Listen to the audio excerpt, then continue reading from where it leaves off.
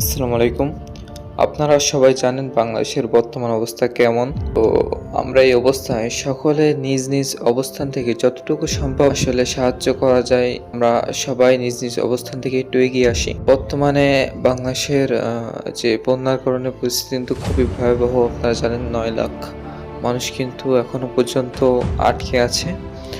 তো আপনারা সবাই শুধু সামাজিক যোগাযোগ মাধ্যমে পোস্ট করেই বসে থাকবেন না। মানে নিজ নিজ অবস্থান থেকে সবাই একটু এগিয়ে আসুন। নিজ নিজ অবস্থান থেকে যতটুকু সম্ভব আসলে এই পরিস্থিতিতে সহায়তা করা যায় আমরা সবাই একটু চেষ্টা করব। অন্য যদি মানুষ মারে সিভিল সিস্টেম থাকবে না রে।